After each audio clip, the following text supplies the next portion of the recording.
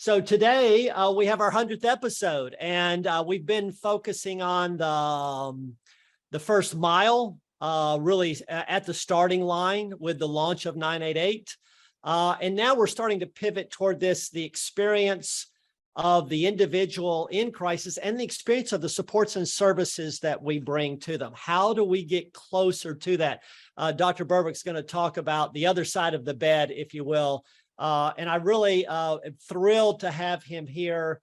What patient-centered should mean, confessions of an extremist. And we'll get to that in just a few minutes. But this focus on if you haven't had a police car in your driveway, what is that like, especially if what you're dealing with is a substance use or suicidal or mental health crisis for yourself or a loved one. So we'll talk more about the power of a patient-centered or guest-focused crisis approach in today's episode. The Assistant Secretary Special Edition Go Live July 13th Crisis Jam continues to be our most watched, and our community continues to grow. And of course, you see that we've almost had as many people watch that event on YouTube as were there in person.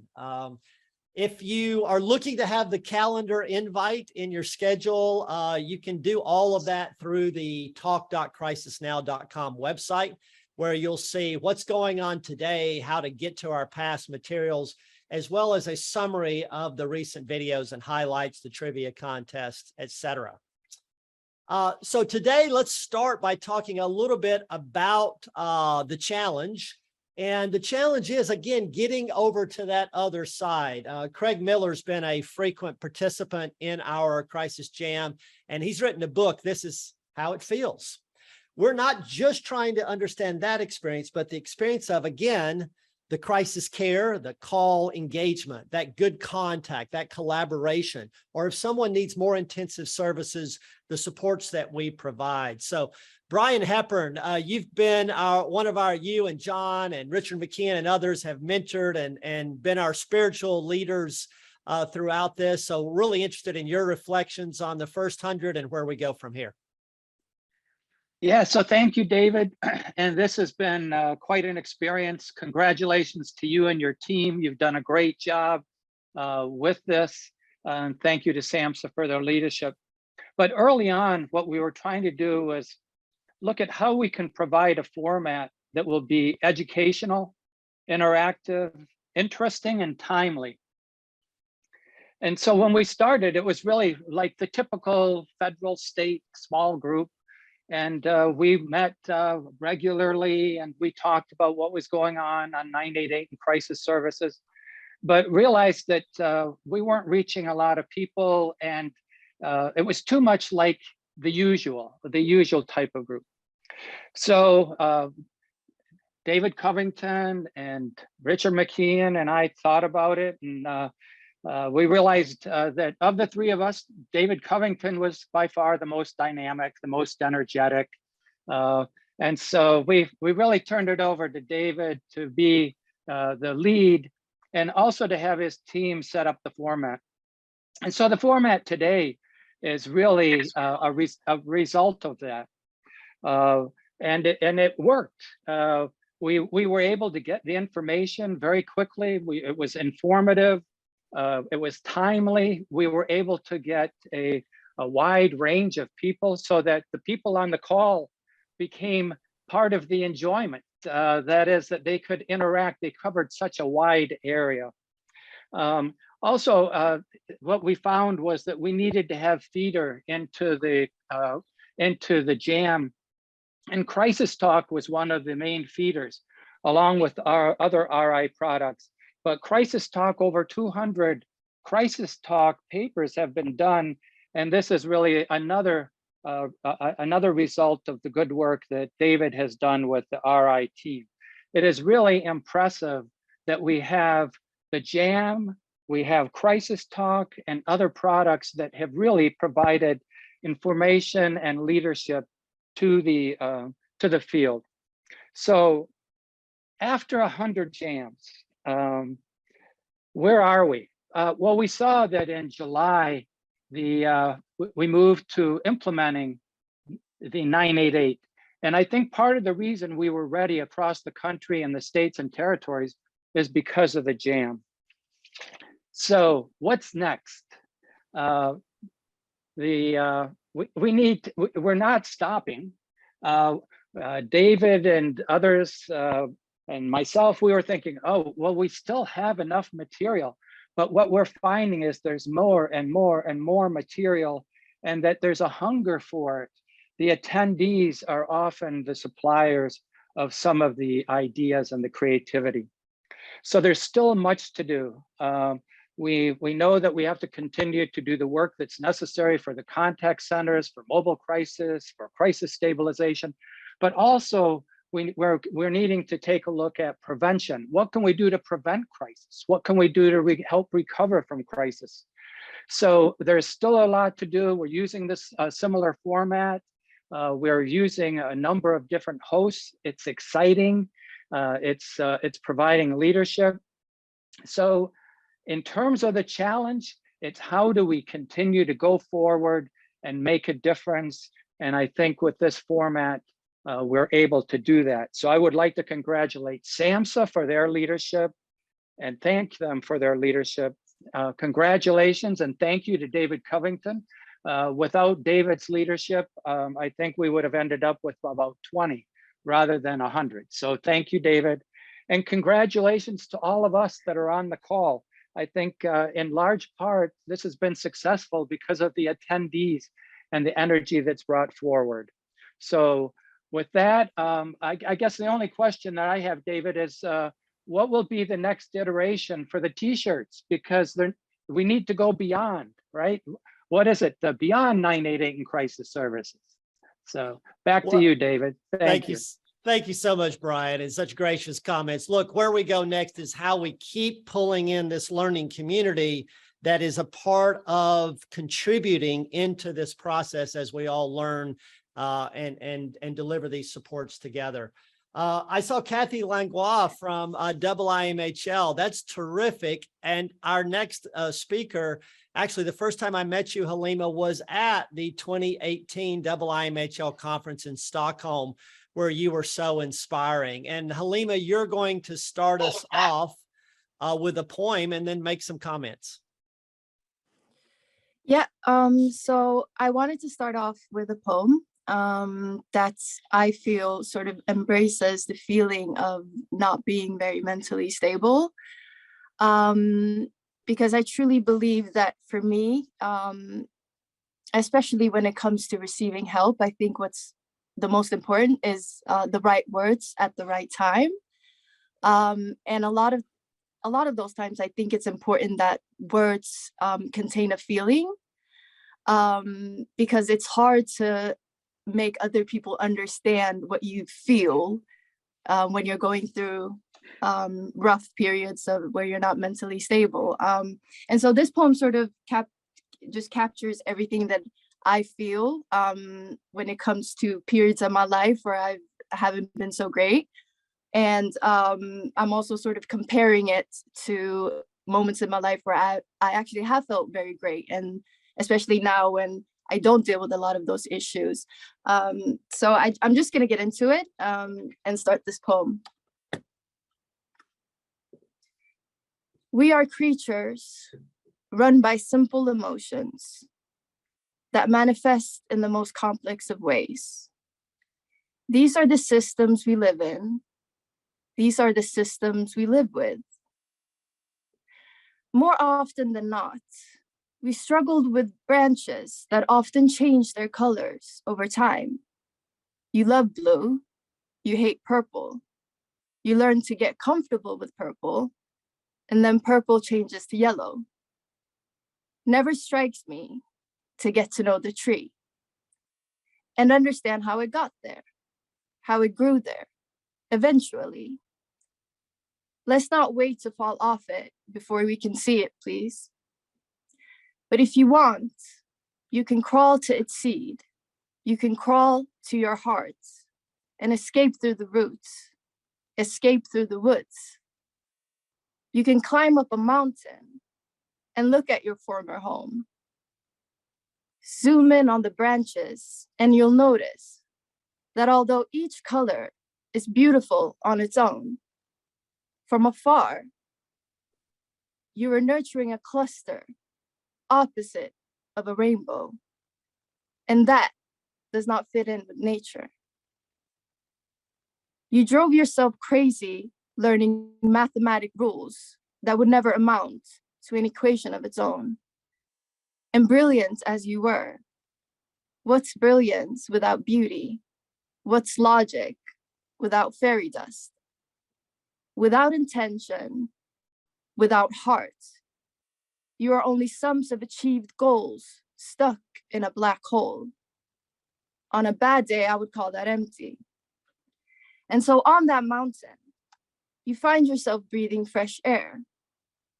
You may not have mathematics anymore, but in front of you are all your favorite colors.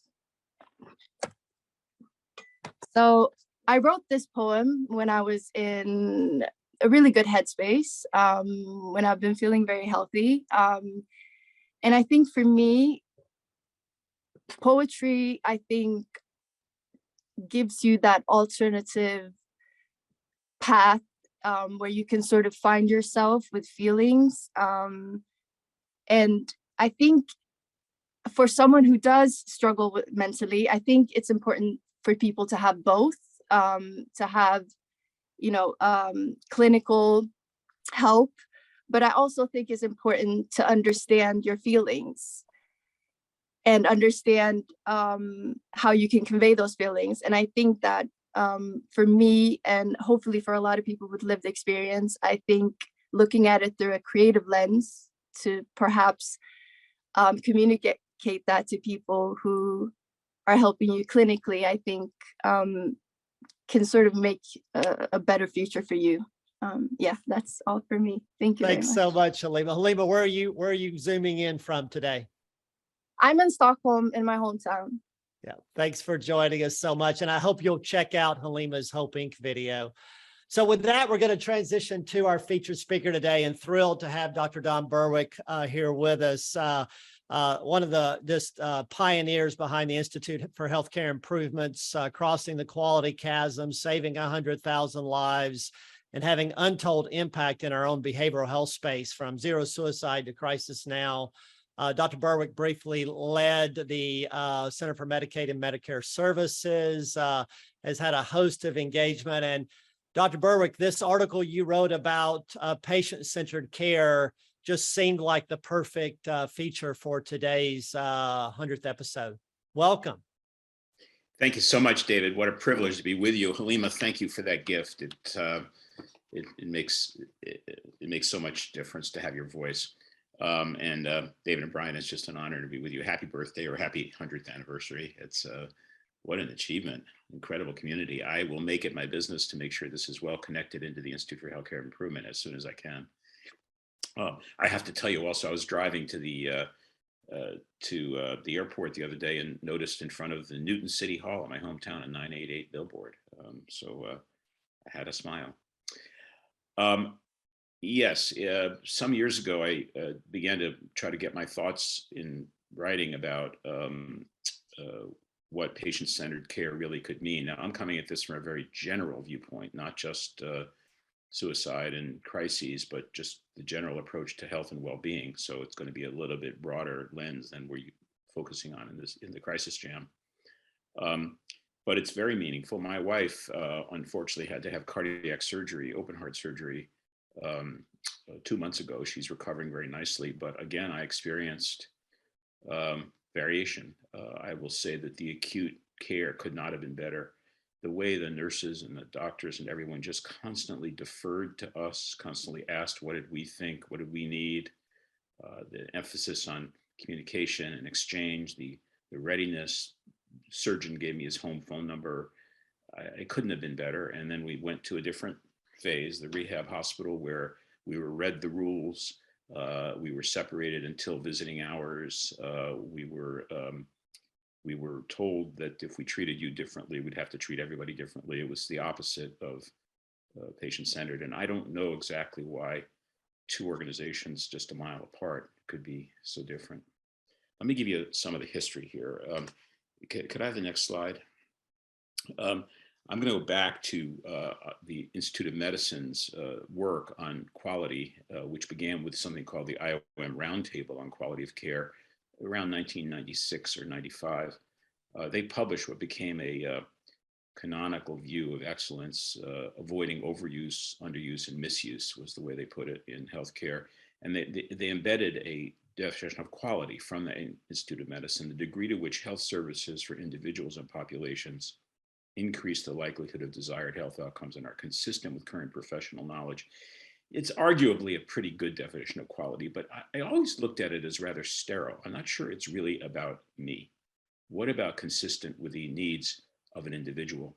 That led to the formation of a committee at the Institute of Medicine on Quality of Care, which began meeting in 1997 and through 2002, and wrote a very famous document, Crossing the Quality Chasm. I was the chair of the committee that authored the materials I'm showing you here. And I remember the day in Woods Hole, Massachusetts, when I went to a flip chart and said, let's write down the definition of what quality is in dimensional terms. A car has quality, but it's not one thing. It's durability, safety, fuel efficiency. Well, healthcare is the same. And we ended up with a list on the left as the first draft: safety, effectiveness, patient control, promptness, efficiency, and equity. That day, as the committee talked about it, there was a lot of controversy about the patient control term. We wrote down a design rule: patients have all the control. But it didn't last. By the end of the day, we had softened that element of the quality vector to patient-centeredness, quite a different idea from patient control. And instead of patients have all the control, it was patients are the source of control. You can see here a kind of discomfort about what I would call the power relationship in the caring environment. Where does this come from? Well, next slide shows the work of Elliot Friedson, amazing, probably the most important sociologist of medicine, of professions in recent century. In the late 20th century, Friedson wrote a book called Profession of Medicine. And he said here, the profession is a work group that reserves to itself the authority to judge the quality of its own work. He noted that that's very unusual. My bank, my hotel, my grocery store, they don't get to judge the quality of their work. I judge, I'm the customer, but not healthcare. Healthcare reserves to itself the right to judge quality. Why? Well, Friedson said because it's kind of a social deal, that society says, okay, healthcare, you can judge your own quality because you'll be altruistic, you'll keep my interests out of yours, you have specialized expertise that I can't get to, and you will self-regulate. But that deal kind of fell apart, if you think about it. Altruism, we now know in American healthcare that greed and acquisitiveness and profit are driving an awful lot of activities that don't have much to do with altruism. Specialized expertise, well, I can get on the internet today and Google any technical term and know more than my doctor can within a minute. And self-regulation, no, we have evidence in healthcare of patient injuries and harms, for example, where the industry isn't taking responsibility for what it could. Now, I'm not going to spend my time criticizing the healthcare industry. It's full of good-hearted people who want to do well. But something is amiss here, something about the relationship between the healthcare enterprise and ideal. My friend and colleague, Dr. John Wasson at Dartmouth, and I began working in the mid-1990s on an alternative definition of quality, in fact, through the lens of patient-centeredness. Perfect healthcare would be healthcare in which every single person can say all the time, they give me exactly the help I need and want, exactly when I need and want it. Wasson would say when and how I need and want it. Even this stops a little short of what's now called co-production or co-creation, in which we begin to understand that the creation of health and well-being is a shared enterprise. We have to do it together. The desire to do that, to put the patient first, the family first, the person first, it's embedded in our rhetoric. Mayo Clinic, you can't walk into Mayo Clinic without someone quoting you the Mayo Clinic rule number one: the needs of the patient come first. My colleague Diane Plamping in the UK used to teach me nothing about me without me, a view that transparency is at the heart of the shared endeavor to seek health. And Art Baraducci, who was the CEO of a small hospital in Boston, used to say, every patient is the only patient. These ideas are the ones that have more and more informed my sense of what of what healthcare needs to be. For my wife's care, the needs of the patient come first. No, not always. The needs of the staff often came first, and we were subordinated. Nothing about me without me, lots of secrecy, lots of doors marked, you may not enter, lots of rooms marked, staff only.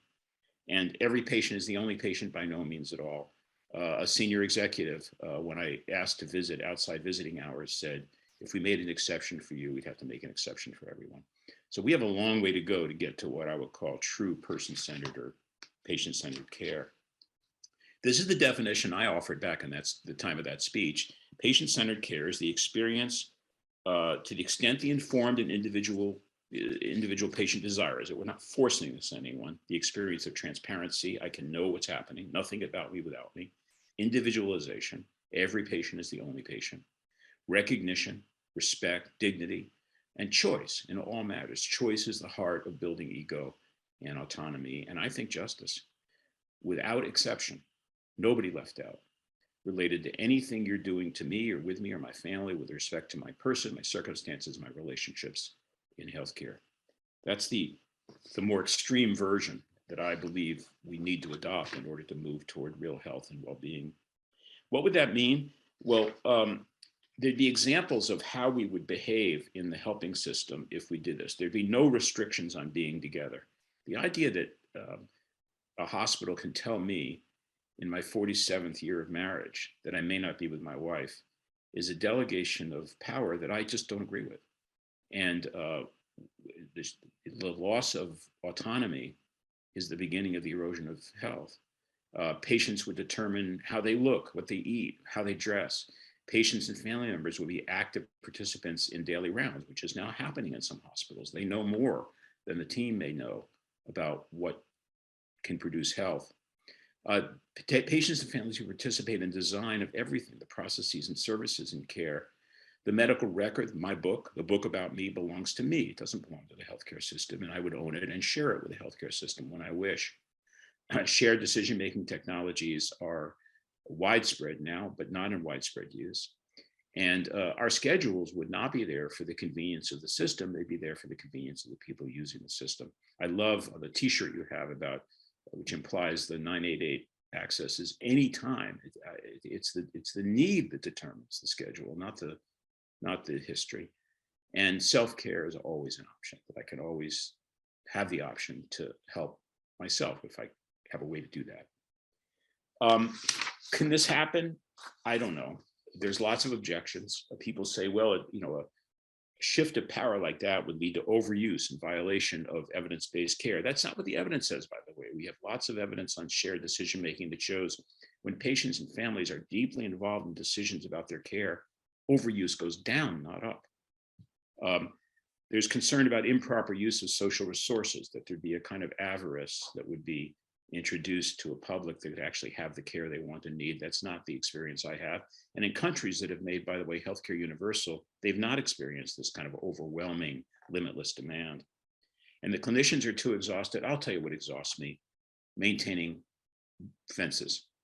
The energy used to create a rule-based environment instead of a person-based environment is energy lost.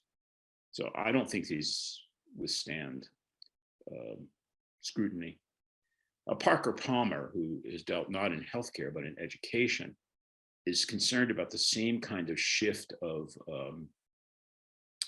I guess, power, shift of perspective that's needed in the education community. Here's what Palmer wrote: the education of the new professional, he would say teacher, I would say doctor, will reverse the academic notion that we have to suppress our emotions in order to become technicians. We will not teach future professionals emotional distancing as a strategy for personal survival. We will teach them instead how to stay close to emotions that can generate energy for institutional change, which might help everyone survive. When we listen to Halima's poem, we all become part of the same community, the shared experience. I think that the white coats need to come off in a way. And that proximity, which is the word, David, you've used a lot in our prior conversations, is absolutely key. Brian Stevenson talks about proximity as the beginning of healing with criminal justice and poverty. I think it's the beginning of healing overall. And so walking in the shoes of the other, infinite respect for the value of everybody's experience, it will allow the professional to be a better helper in the way that we need to help. I think in the 988 culture you're trying to build, that sense of I'm with you, I'm not doing something to you, but with you, I'm here for you. That wonderful video, which I must get a copy of, the rap video in which it's all about let's talk. I think that's proper healthcare. The redesigns in healthcare would be pretty serious. We'd affirm that this patient and person-centered care is a dimension of quality in its own right. It's not a dimension because it affects health only, because it's good in and of itself. It's spiritually excellence. We give patients and families much more control about decisions in our care in all of its aspects. And I'd love to talk to Halima about whether control, or the sense of loss of control and loss of agency, is behind some of the suffering she's writing about. Extending transparency to all aspects of care, nothing about me without me, nothing about me without me, including science, costs, outcomes, processes, errors, injuries. We need to apologize when things go wrong. Saying I'm sorry is a step toward healing. I think every patient is the only patient, and I think individualized care is a design target. I see the 988 ideas that you're teaching me as about opening conversations about what really matters to you, so that we can start from the platform of where you are, not where the system is. And finally, we need to train people in this. I think that the norms of professionalism need to be adjusted. I think we have a generation of young professionals that are ready, willing, and able to do that, but we need mentors, teachers, and people of authority to understand it's a new game, and the new game is about shifting power. Thanks, David. I really appreciate the chance to share these thoughts. Dr. Berwick, thanks so much for your leadership. And I asked you in the pre-show, you were already on this path in your career, but if your wife had not gone through the prior health concern that you experienced early on, would you have come to the same place? David's referring to a serious illness my wife had in the late 1990s, which I also wrote about with her permission. I would not be in the same place. I wouldn't understand the importance of proximity. I was taught as a doctor to distance myself so that I could be objective. And I think there's a certain kind of distance is valuable, but no. We have to join each other, including across the authority gradient of professionalism. I learned that in her care. I learned how much goes wrong and how important it is to engage in redesigns to support what's right. So no, it was fundamentally a different experience, David. Terrific. So on our 100th episode, so thrilled, Tom Insel had a conflict at the last second. And so we went to our only 3-time featured presenter, Dr. John Franklin Sierra from LA County. John, welcome. Reflections on Dr. Berwick's talk. Thanks, David. And thanks, Dr. Berwick. So so just a little background. I work for the County of Los Angeles in the Chief Executive Office, specifically in a unit called the ATI, or Alternatives to Incarceration Unit.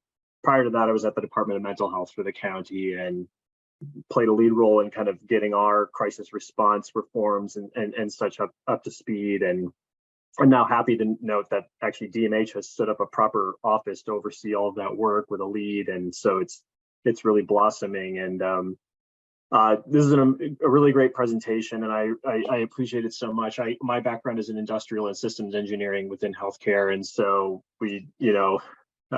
your work and the work of IHI is so central to the curriculum and our learnings, and this notion of patient-centeredness, I think, is just, it's so critical. And I think I really have one major reflection, even though your presentation was designed kind of more generally, across the healthcare space. It seems to me like when you talk about patient-centeredness, behavioral health is the last frontier. Like, it is really, like, if we can figure it out in behavioral health, I think you can figure it out anywhere in healthcare, right? And it's, I just, I'm not a healthcare professional myself. I'm an analyst. I work in administrative roles, but so much I see that you can create opportunities for agency. You can offer the kind of agency you would expect out of patient-centeredness, but so often behavioral health clients and patients, they need even more help to accept and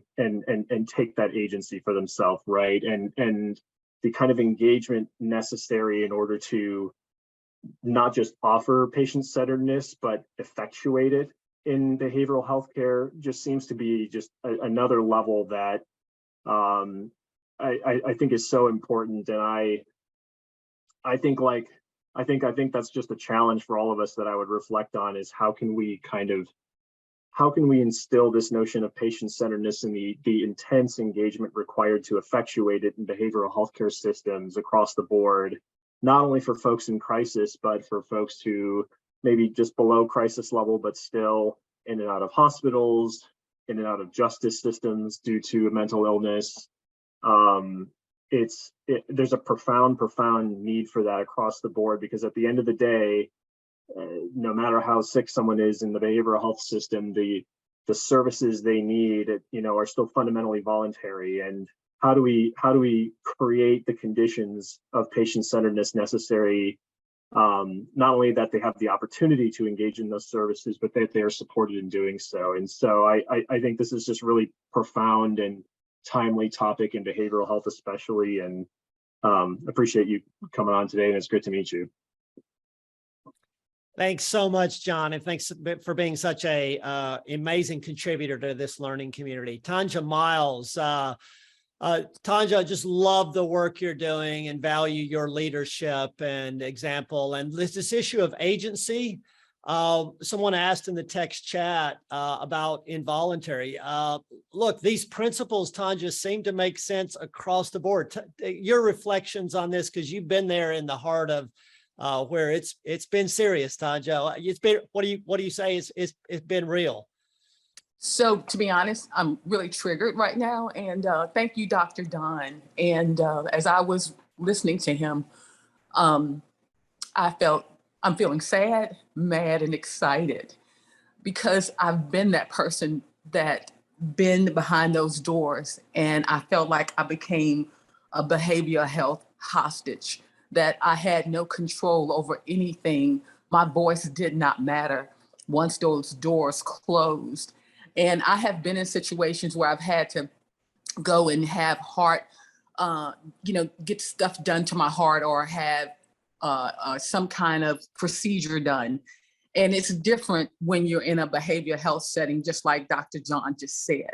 And I remember from my own experience, when I first got to the hospital and begging them to take me somewhere that I knew would be good for me, and basically not having that option, my voice not being heard because I was in a crisis, and not being respected until I had to really say some other stuff, then to make them realize you're not just playing with anybody, but it shouldn't be like that, because I'm one person. The quality of care should be that way for everybody. And I remember even going into the mental hospital and still not having a voice and not having a choice. And my family didn't either, and advocating for myself while trying to be healthy. I also remember about my Uncle Larry, who in 1 year I had to have him PEC 11 times. And I never forget, I had to fight every ounce of the way to make my voice heard, to be an advocate for him. And finally, at one time, I wouldn't even tell people that, this is what I do in the field, this is who I am, because I wanted him to be treated just like anybody else. But then I had to call him back up to get him the help that he needed and to be that voice for him. I remember one time, particularly when he was in the hospital for something totally different. And the doctor walked in and I said, so how is that medication going to interfere with his psychiatric medication? And he looked at me like I had 3 heads. And so I'm like, did you not read his chart to see that he had some other issues going on in behavioral health, which they didn't.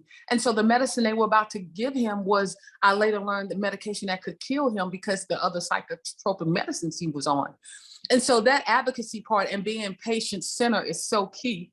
And even though I know it doesn't look like that now, but I think about 988. I think about, this was nothing we could imagine back in the day, but it's here now. So I believe that when it comes to behavioral health, that we will do a better job that we will make sure it's patient-centered, that we will treat people with dignity and respect. Because at the end of the day, no matter what kind of crisis that you're in, a healthcare issue that you're in, you should be treated the same. And when it's behavioral health, it is not.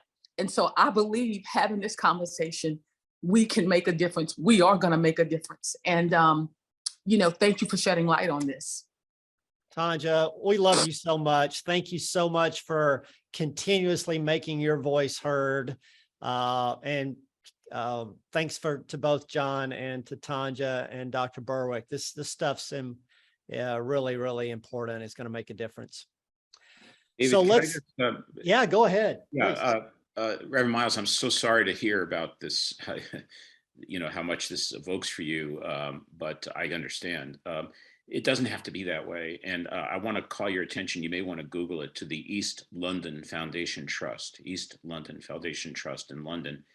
They have taken what you're talking about very seriously. It's a mental health system in the British National Health Service, but they've set it on its head, and people with lived experience being cared for and cared with there become part of the system in a way that you would have aspired to be. I remember giving a talk there in a room full of people. I couldn't tell who were the patients and who were the staff. So thoroughly have they leveled the system so that people really have an opportunity to help each other, that it was really thrilling. We can change this. Thank you. We can change this. So we have a Crisis Trivia Hot Seat special edition today with Detective Sabrina Taylor from CIT International. Sabrina, thanks so much for being here.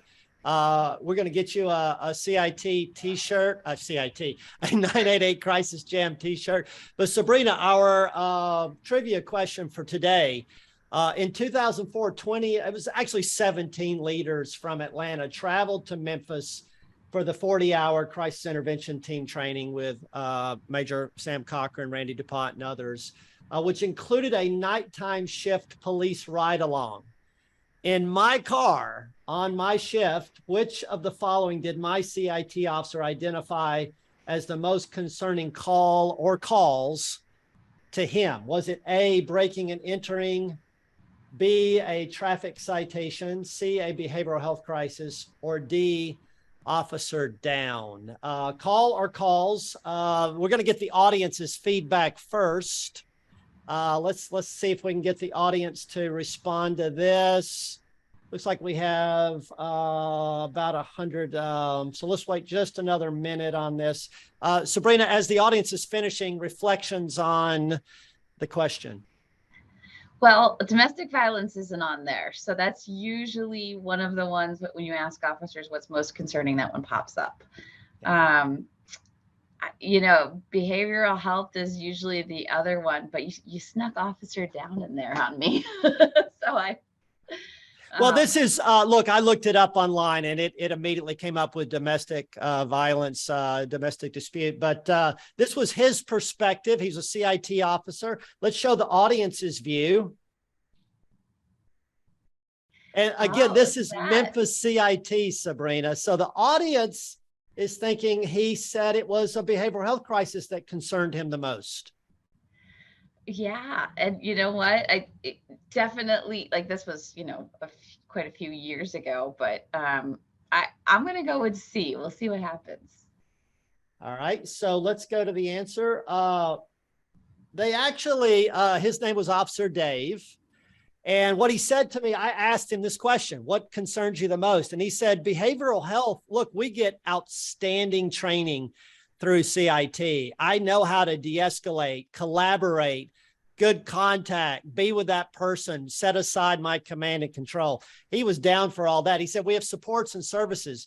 He said what scared him was a breaking and entering where you don't know if the perpetrator is still on the scene, and an officer down call. And we actually had both of those calls that night. Oh gosh. Tragically, there was 2 officers shot, and all 17 of us were in 17 different cars. It seemed like every car in the city converged on a single spot, and we were in a So one of the things I think, Sabrina, you and the CIT in Phoenix, it's not just about behavioral health. We have a perspective of cops, and we want cops to learn more about us. One of the things you guys have really done is helped us understand your lives and your experience. Yeah, so we call the ride along relationship gold. Nothing builds a relationship like spending a couple hours in a car together. A little adrenaline, so yeah, yes, we like to use the ride along to help share about us and build some relationships. Sabrina, can you think of a more powerful thing that the folks in this learning community could do to get the experience of not only the cops, but the individuals that Tonja was talking about, than doing a nighttime ride along? Yeah, I mean, that's probably police work is really hard to understand. I remember when I was trying to decide whether I wanted to be an officer or not, it was really hard to figure out what the job was. A ride along is probably the best little peek behind that. And some locations that actually offer a citizens police academy. I know pre-COVID, I'm not sure if ours is back up and running yet. We've had some staffing challenges, but Phoenix runs a police citizens academy, and I think a couple of our providers have been through it, and it's a little bit more of a time commitment, but that gives you a real in-depth immersion into police work. Great. So thanks so much. And look, we encourage all of you as part of this next year of the challenge. How do you get closer to all this? Go on a police ride along. I've done 2 of them in my career, and they have been extraordinarily eye-opening. So Sabrina, we'll have you back for more on this as we get some experiences. And if you've already been on one, I'd love to see your comments in the text chat. So with that, let's go to Dr. John Palmieri for the SAMHSA 988 Coordinating Office update. Thanks, David. Really happy to be here on this 100th anniversary celebration. Just wanted to provide a couple of quick updates on the operations front, and then just speak a little bit about what we can all do working together to continue to drive change and progress with crisis system transformation. So as everyone knows, we have gone public with data from August. We are finalizing our data for September and plan to make that public as well. We are continuing to build on our capacity with respect to 988 response. We've made a tremendous amount of progress, as everyone knows, particularly with respect to chat and text, but there's a lot more work to be done, both in terms of building local capacity, supporting marginalized and under-resourced communities.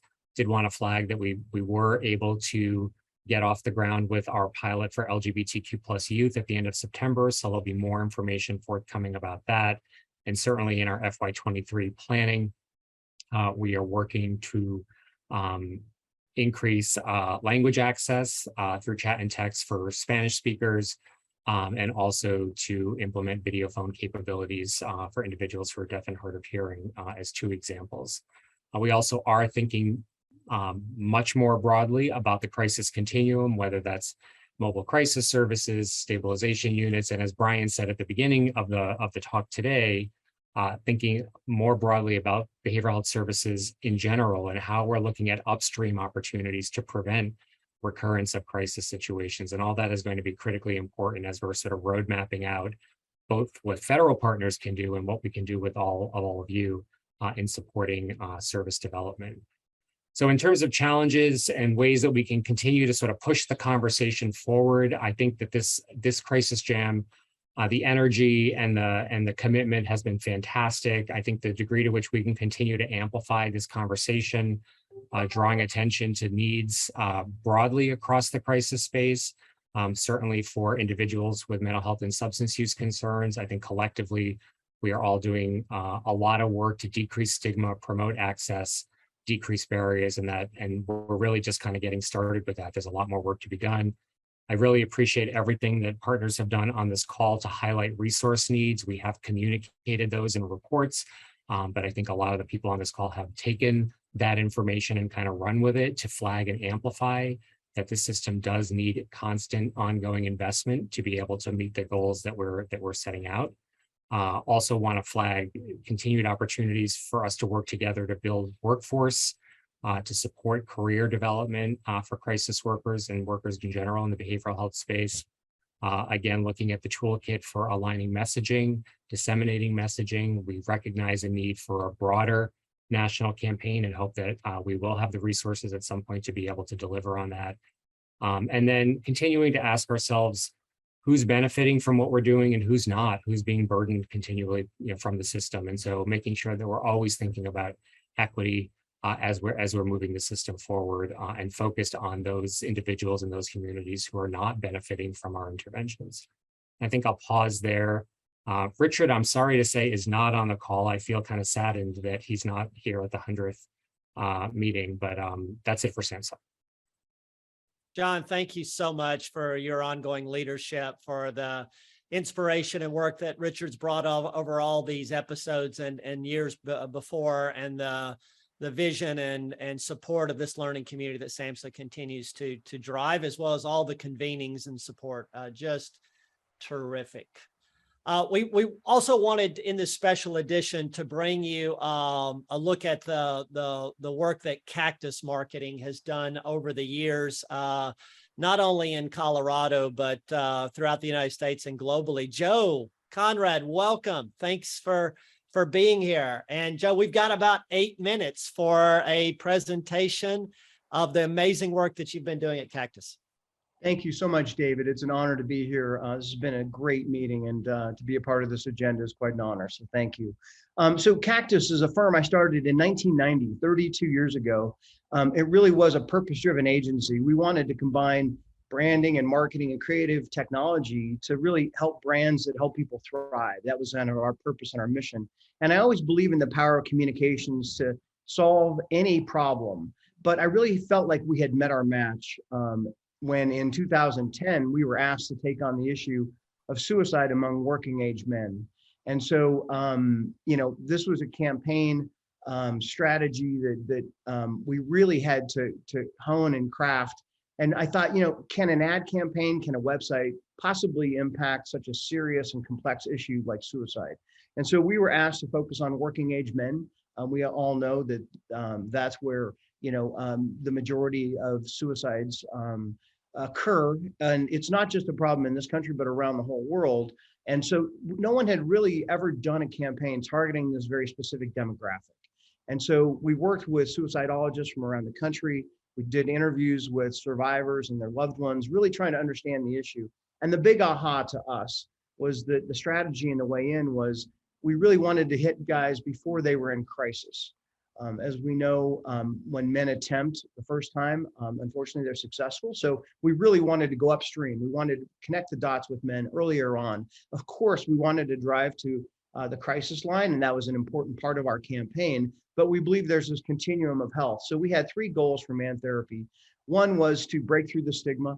2 was to improve help-seeking behavior, to really give guys the tools they needed to kind of address their own mental health issues.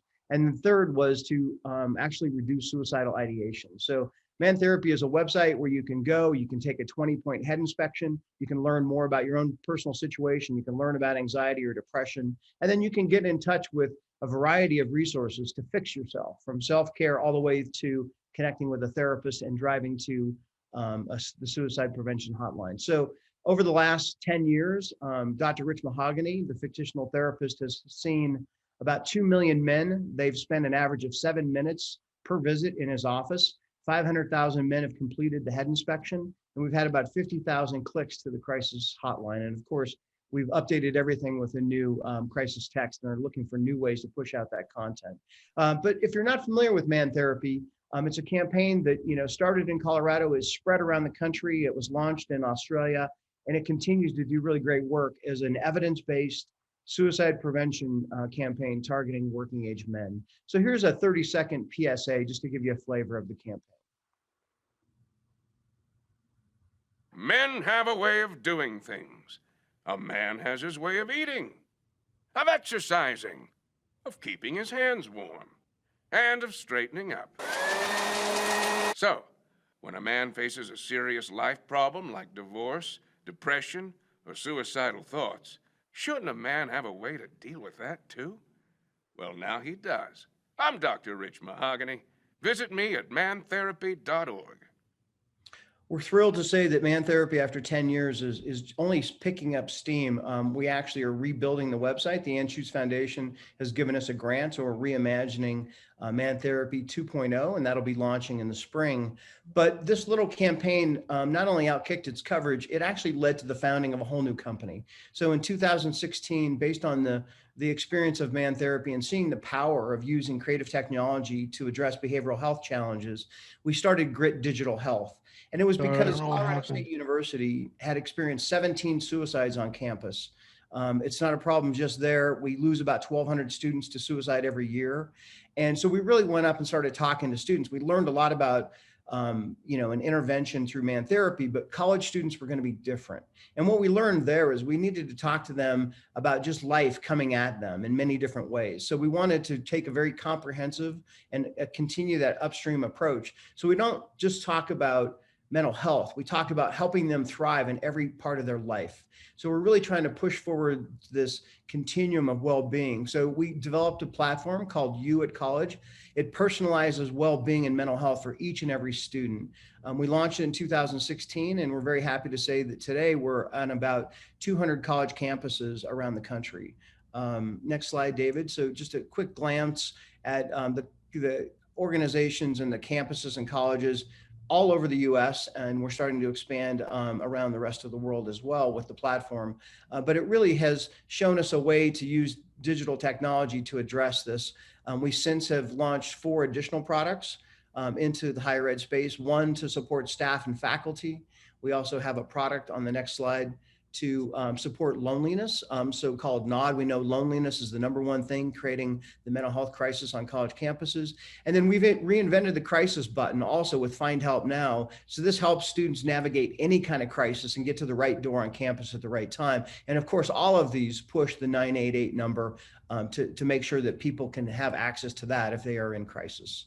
So we also have a version of the platform that we created for veterans that we're currently running a pilot in the state of Colorado. So very happy to be taking this approach and combining business with well-being and how we can bring creative technology and well-being together. So thank you so much for letting me be a part of this today. Joe, really terrific work. And, we showed a video from the Ad Council before the show started, really targeted youth, 100 octane. We actually switched your Man Therapy video at the last second because yours was 100 octane as well for men and really edgy. So how did you strike this balance on, and we'll put the link into the one we didn't show, which is a little edgier, but a lot of yours are really trying to get inside. How did you go about getting those messages in the right sweet spot? Yeah, we wanted men to know that therapy is approachable. It's something that is accessible to them, and the therapy comes in many forms, right? Like there's lots of things you can do to be more aware that fixing your mental health is the manliest thing a man can do. And so, yeah, we're using, the techniques of humor and being a little body at points, but also doing it in such a way where it really does walk that balance. He often breaks character. Our Dr. Rich Mahogany character and actually talks to guys directly. So it really is about somebody who and personifying somebody who is passionate about men's mental health and is determined to bring therapy to them. So we just try to find that balance. Thank you so much, Joe, for joining us for our 100th episode. And with that, let's go. We've had this new segment, the Lived Lens. If we're at the first mile of 988, what does that last mile look like? So Dr. Berwick and Tonja and John, this has been a theme throughout today's and our special guests for this next segment. Do we have Kana, Enomoto, and Reina Chang with us to talk about from their perspective? I am here. I don't know if my my video and my sound aren't connected, and I think Reina's here too. Your sound is, there's Reina, and we see both of you. Welcome. So Yeah. Reina, a student in university and the founder of You Matter Apparel, and Kana, former acting director at SAMHSA and director of brain health at the McKinsey Health Institute. Kana, you're going to take 3 minutes and interview this amazing young woman who's with you today. Thank you. Thanks, David. And thanks for having us here. And thanks to everyone on Crisis Jam, because this is awesome. Reina, I know you've had the chance to tell your story to this crowd previously, but maybe you could just start by saying, what is the thing that was most difficult for you in your crisis experience? I think that goes along with like what I learned from this whole experience, and that was just like that treatment and resources for youth going through crisis were not what I thought they would be, nor like what I thought they should be. And after going like ankle surgery and everything and like undergoing physical health treatment, I realized that resources were scarce and different, and just like thoroughness overall was very different, and communication, most importantly, was different. Like what I was told through the process, how I was treated through the process. And I think that that was just kind of the hardest thing, was just like not being treated as someone who deserved to know like what was happening, and just not be, like kind of being othered, I think was kind of the most difficult part of the experience, and just not necessarily knowing what care was going to be most helpful for me, and not knowing if I could have access to that care, and how if I was going to be able to be treated in a timely manner, I think. And you've spent some time thinking about the inequities in our system. What would your ideal vision for the mental health system be if it was going to really meet the needs of young people and listen to their voices? I think I would like kind of more intermediate forms of care, because when I was going through my mental health crisis, I was not able to get adequate care for what I needed at the time. I was immediately sent to the emergency room and hospitalized, and I didn't think that that was the most effective way to deal with what I needed at the time. I think that I just wanted kind of a place, like a safe haven almost, where I could just be watched, and just a place away from home where I could kind of separate myself from the environment that I felt was triggering at the time. And I didn't necessarily have that opportunity nor the experience. I had to go to the emergency room and kind of just like sit there and get observed for 3 days, and before I could find a bed. And so I think that my ideal mental health system would include more intermediate forms of care that were more equitable to all and more accessible to everybody, because I'm very fortunate that I was able to have the resources to get the care that I needed and that I deserved. But also going through treatment, I saw so many kids that were equally as deserving of treatment that did not have the same resources or access that I did. And it was so unfair and just kind of alarming. So I think that I would definitely want more equitable care and just more variety of different intermediate forms of it. Thanks, Reina. I appreciate it. And I know that your sentiments are echoed by so many on the call. So back to you, David. Thank you so much, Reina and Kana. And your stories will be, and Karen, can you mute everyone just for a moment? And I think we've still got.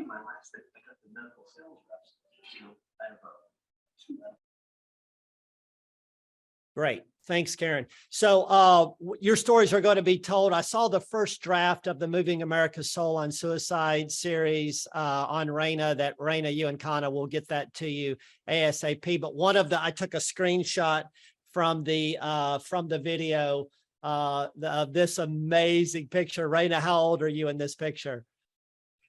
I think I was like 2, maybe.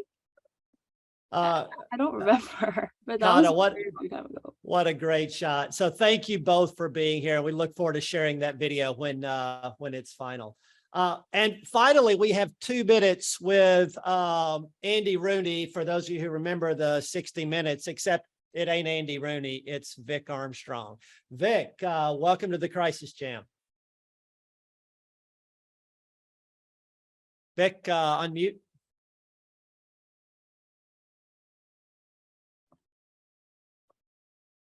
Let's try this again. In the words of Louis L'Amour, author of Lonely on the Mountain, there will come a time when you believe everything is finished. That will be the beginning. With the launch of 988, we are at a pivotal point in how we respond to individuals experiencing mental health emergencies. We are creating a better system with better access and better resources. Yet, I must caution you that as it pertains to equity, there will always exist a temptation to compare the current state with that of the past and celebrate how far we have come, rather than to compare your current state to my current state and recognize how far we have to go. To compare your access to my access, your resources to my resources, your equity to my inequity. Our interventions have historically lacked cultural competence. They've lacked equity. Even now, as we speak of applying the lens of equity to our work, I submit to you that that is insufficient. You see, your lens is marked and distorted by your perception of equity and collaboration and reasonable expectations. So I challenge us not to be satisfied with applying the lens of equity, but the voice of equity. If you do not understand or acknowledge the impact of cultural beliefs, including stigma and relationships with law enforcement, or the impact of structural racism on my life and my perception of my place as a Black man in America, your intervention can do more harm than good. That intervention, in fact, may become another traumatic experience that I have to carry. And if any of us believe that we can build the infrastructure first and address equity later, that is not only folly, it is intentional and willful blindness. Equity will only exist when at every step we acknowledge who has been disproportionately impacted, whether by lack of access or negative outcome, and involve those impacted communities as partners in building our processes, in crafting our message, and as trusted messengers. By giving voice to those with lived experience and those who understand the intersectionality of lived experience, only then can we truly reimagine our approach to behavioral health and to suicide prevention. Stay tuned for the Strong Talk podcast coming soon, and keep the conversation going because equity matters. Thank you. Thank you, Vic. A great few minutes with Vic Armstrong. And thanks to everyone for helping us get on the other side of that chasm to the experience. Dr. Brian Hepburn, Dr. John Palmieri, the leadership of SAMHSA and NASBID, Halima Shegow joining us from Sweden, Dr. Don Berwick bringing the foundation of safety and quality and patient-centeredness in healthcare, John Franklin Sierra, Tonja Myles, thank you for your heart. Sabrina Taylor, let's keep partnering together. Joe Conrad, thank you for joining us. Reina and Kana, thanks so much for being here. And thanks for all of you, for our hosts and for everyone who's been a part of the learning community. We look forward to the next 100 episodes. Take care. Bye-bye.